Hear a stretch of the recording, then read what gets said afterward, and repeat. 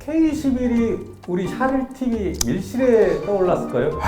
이거를 설명하기 위해선 미국의 미 육군의 프로젝트 하나를 설명을 해야 돼요. 바로 OICW라는 프로젝트인데 이게 무슨 뜻이냐? Objective Individual Combat Weapon 이런 프로젝트예요. 아하. 그리고 이 프로젝트의 산물인 XM29를 말씀드려야만 합니다. 그러니까 미 육군은 사실 70년 전부터 아주 엄청난 계획이 있었어요. 뭐냐면은 이 보병 전투를 혁신해야만 된다. 그러기 위해서 뭐야? 총만 있으면 안 된다? 뭐도 있어요? 총에 유탄 발사기, 그것도 연발이 되는 유탄 발사기를 있는 막강한 화력을 가진 보병이 필요하다. 이게 바로 뭐냐면 SPIW 프로젝트예요. 이게 예전에 있었어요. 제가 예전에 M16에서 한번 설명드렸었죠. 근데 아무튼 70년 전에는 이런 것이 기술이 부족했기 때문에 결국에는 제식소총의 자리를 M16한테 빼앗겼죠. 그리고 난 다음에 나온 유탄 발사기가 뭐였냐면은 그전에는 왜 총유탄이라고 해서 소총 앞에다 이렇게 꼽고 쐈거든. 근데 그런 거 없이 그 다음에 나왔던 게 베트남전에서 찰리 킬러로 유명했던 M79예요. 유탄 발사기. 근데 이게 문제가 있었어요. 이게 한번 펑 쏘고 또 제껴서 하나 넣고 또 펑 쏘고. 그러니까 이게 연속 사격이 좀 아쉬웠어. 더군다나 M79 유탄 발사기를 들고 다니는 사수는 자위용 무기가 없단 말이야. 예를 들어서 유탄 발사기 들고 가는데 갑자기 코앞에서 적이 나타났어. 코앞에다가 유탄 발사기 쏠 수 있겠어요? 아니란 말이지. 그래서 어떻게 했냐? M79 사수한테 권총을 줬다고. 장글에서 권총 불안불안하잖아. 사실 불안불안해. 그쵸? 그래서 뭐야? 얘한테도 M16을 줬다고. 그러면 어떻게 되겠어? 얘가 M16을 들고 다니다가 유탄 발사기 쏠 일 있으면 이걸 다시 제껴서 또 쏘고 복잡하잖아. 그러다 골로 간다고. 그렇기 때문에 나온 결과가 뭐였냐면은 M16 손잡이 밑에다 유탄 발사기를 달자. 그렇게 적절하게 타협을 한 게 바로 M203이에요. 근데 문제가 다 해결됐으리라고 생각했지만 얘도 조금 어딘가 아쉬웠어요. 왜? 일단은 장전하는 방식이 번거롭죠. 밑에 있는 파이프 밑에 있는 손잡이를 위로 제껴서 넣고서 다시 한 다음에 그 다음에 쏴야 된다. 그치? 또 하나 얘도 어때요? 발사 속도가 그렇게 빠르지 못하죠. 그래서 이를 개선하고자 하는 프로젝트가 바로 OICW입니다. 그럼 어떻게 개발합니까? 뭐 연발장치로 개발을 합니까? 그렇죠. 일단 반자동으로 해야 된다. 탄창 넣어서 반자동으로 하자. 그 다음에 폭발 효과를 높여야 된다. 이렇게 되는 거예요. 자, 근데 여러분 일단 생각해 보세요. 40mm 유탄을 반자동 탄창 안에서 반자동으로 한다. 그럼 부피가 얼마나 지겠어요?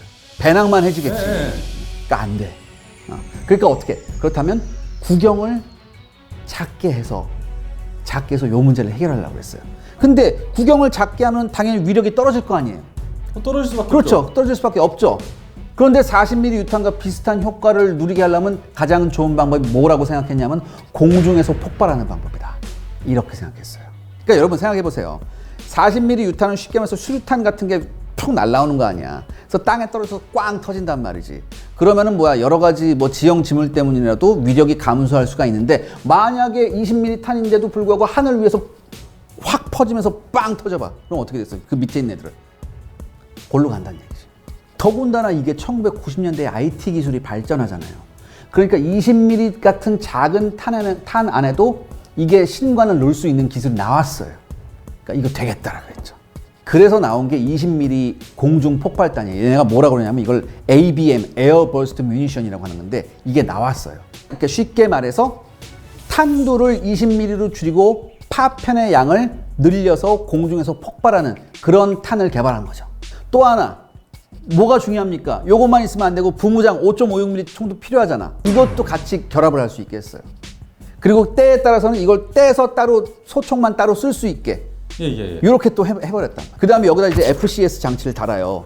그래서 적과의 거리를 자동으로 조준해가지고 적 머리 위에서 빵 터지게 할 수 있는. 사진 한번 보세요. 모습. SF에서 거의 스타워즈지. 엄청난 잠재력이 있었어요. 이거를 미국군이 가만히 있겠어? 왜냐면 이걸 컴퓨터 시뮬레이션을 해봤어. 그러니까 1개 소대씩 붙여봤어요. 네네. 1개 소대는 XM29로 무장한 소대. 네. 다른 한 소대는 그냥 일반 보병용 소총으로 무장한 소대. 네. 이걸로 컴퓨터 시뮬레이션을 붙여봤어. 결과가 나왔습니다. 어떻습니까? 1대 70이 나옵니다. XM29로 무장한 병력 한 명이 사망할 때 일반 보병 소총으로 무장한 병력은 70명이 사망한다. 압도적인 결과가 나와버려요. 근데 왜 결과가 이렇게 나왔냐? 공중 폭발탄의 장사가 없었다는 얘기지. 적 머리에서 빵빵 터져버리니까 다 죽은 거예요. 근데 이게 만들어 놓고 보니까 문제가 두 개가 있었어요. 네. 첫 번째, 중량이 너무 무거워. 이게 커다란 반자동 유탄 발사기에다가 5.5mm 소총까지 붙여놓으니까. 야. 예. 원래 목표가 뭐냐면은 요 XM29가 탄을 완전히 장전한 상태에서 6.8kg, 그다음에 빈 총이 5.5kg이었어요. 근데 이거 만들어 놓고 보니까 네네. 빈 총이 7kg, 7kg.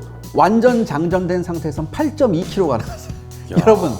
여러분 군대 다닐 때 K2도 무거워 죽겠는데 사수가 8kg짜리를 들고 다닌다고 생각해봐요. 더군다나 왜 우리 K2에다가 밑에 유탄 발사기 달린 거 있죠? 네네. 그거가 그거 안에 탄이 들어간 상태에서 4.88kg밖에 안 돼요. 그 다음에 이제 아까 돈 문제도 있었죠. 뭡니까? 이게 처음에는 한 정당이 $10,000가 목표였다고. 근데 만들다 보니까 어떻게 돼? 네. $30,000까지. 그 다음에 얘네도 20mm 탄을 써보니까 위력 부족이 계속 나오는 거야. 위력 부족이. 그래서 이걸 얘네가 2004년도에 취소해버려요. 결국 XM29를 취소해버리고 대신 뭘 했냐? XM25라고 해서 20mm 탄이 아닌 25mm 탄을 쓰는 반자동 유탄 발사기를 얘네가 개발해요. 얘를 가지고 아프가니스탄하고 이라크전 실전에 투입시켰다고. 결과가 나왔어요. 공식 사살 전과 0명. 아무튼 이렇게 해서 이 XM25 프로젝트도 2018년에 완전 폐기됩니다. 근데 한국에서 이걸 해냈다고? 우리가 이걸 해냈단 말이죠. 그것도 어떻게? 미국의 절반 가격에 했네. 미국의 절반 가격으로 미국이 목표했던 거의 그 수준에 근접한 무기를 만들어낸 게 바로 K12대예요. K12대예요. 그러니까 이게 가능했던 건 뭐냐면 미국은 이거 90년대부터 했잖아.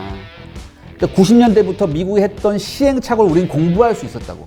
쟤네가 실패하는 걸 보고 공부할 수 있었다고. 네네네. 그래서 우리가 과감하게 어떻게 했냐. 미국은 원래 XM29가 반자동이었잖아요. 네. 반자동 유탄 발사기였잖아요. 네. 이거를 볼트 액션식으로 바꿔요. 비록 볼트 액션식은 반자동에 비해서 발사 속도는 느리지만 기존의 유탄 발사기 장전 방식보다는 훨씬 빠르죠. 그 다음에 그 미국의 XM29가 그 돈이 비싸지고 무게가 늘어난 게 소총을 경우에 따라서는 따로 떼서 쏠 수 있게 했었거든. 근데 우리는 아니다. 그냥 처음부터 일체형으로 가자. 이렇게 했다고. 그러니까 뭐예요? 비록 반자동에 비해서는 발사 속도가 느리지만 기존의 M203보다는 훨씬 연사 속도가 빠른 볼트 액션식 유탄 발사기를 일체화시켜서 내놓은 거예요. 그 다음에 공개 당시에, 그러니까 이게 공개다니까 공개 당시에 언론에서 얼마나 극찬했는 줄 알아요? 마치 이 아이디어는 콜럼부스의 달걀 같은 아이디어다. 이렇게 극찬이 쏟아졌어요. 그 다음에 이게 무게가 무거웠었잖아요. XM29가. 네네. 우리는 어떻게 했냐면 알루미늄에다가 스탄툼이라는 합금을 첨가해요. 근데 이 알루미늄 스탄툼이라는 합금을 첨가하게 되면은 내구성은 좋아지면서도 가벼운 알루미늄 합금이 나오게 돼 있었어요. 그래서 실탄을 장전하지 않은 상태의 무게가 6.1kg예요. 이 정도면 해볼만 하다는 얘기지. 이 정도면 해볼만 하다는 얘기. 그럼 여기서 진짜 우리가 살펴봐야 할 부분은 네. 이게 K11의 다른 부분이 아니라 그 20mm 그 공중 폭발 유탄 아닙니까? 그렇죠. 바로 그거예요. 그걸 어떻게 정확히 바꿨습니까? 보셨네. 우리가 또 이거 탄 잘 만들어요, 우리나라가. 또 하나 우리가 뭐야? IT 강국이잖아. 우리도 나름 IT 강국 아니야. 그래서 맞습니다. 이거를 메이커에서 뭐 어떻게 만들었냐? 20mm 폭발 유탄인데 40mm 탄하고 거의 효과가 같다. 그러니까 이걸 공중에서 폭발시켜 보니까 40mm 유탄이 살상 반경이 5m거든요. 네네. 5m 반경 안에서 충분히 살상 효과가 있는 20mm 탄을 만들었다고 메이커 측에서 얘기했어요. 그 다음에 또 메이커 측에서 뭐라 그러는지 알아요? 네네. 이게 쏘니까 500m까지는 20mm 탄이 직선으로 날아간다. 그러니까 경우에 따라서는 1000m 밖에 있는 적도 공중 폭발탄으로, 공중 폭발 유탄으로 제거할 수 있다. 이렇게 메이커 측에서 얘기를 했어. 그 다음에 이제 아까 말씀드렸어요. IT 강국답게 그 화력 통제 장치 FCS도 아주 정교하게 만들었다. 이렇게 얘기했어요. 그러니까 이거 한마디로 뭐예요? 이거는 보병 혁신을 넘어서 한마디로 이건 게임 체인저다. 이렇게 얘기했어요. 와, 여기까지 아주 훌륭합니다. 근데 네. 여기서 한번 제가 다시 한번 짚고 넘어가겠습니다. 네. 근데 무슨 문제가 있었냐고. 네. 근데 이제부터 정말 하기 싫은 얘기를 해야 합니다. 이 K11이 여러분들 1998년부터 개발이 시작돼서 2018년까지 온 무기예요. 그리고 그 사이에 무려 4,458억 원이 투입됐어요. 얼마? 4,458억 원. 이게 처음 K11이 언론에 공개된 게 2008년 8월이에요.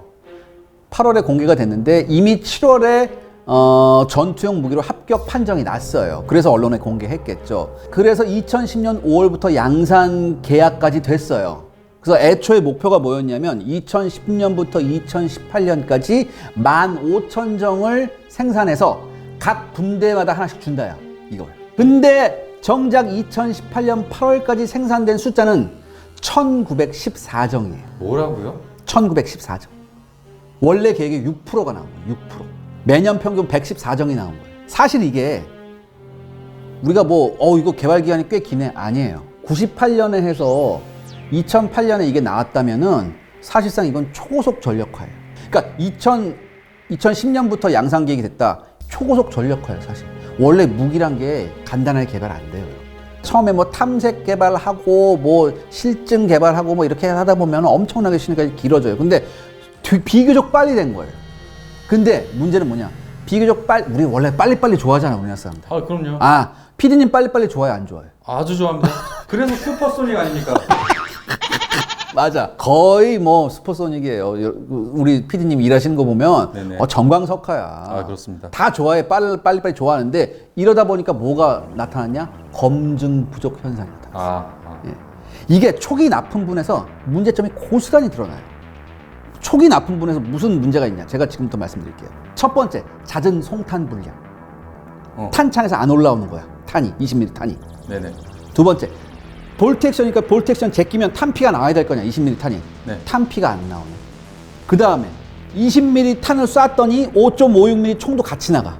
그 다음에 20mm 탄을 쐈어요. 네. 그 다음에 소총을 쏘니까 얘는 또 안 나가. 반대로. 그러니까 이게 초기 납품분에서 불량률이 거의 절반이 넘었어요. 근데 양산 초기에 이런 불량은 대부분 수습이 돼요. 수습이 됐는데 정작 K11의 발목을 잡는 사건이 2011년에 터집니다.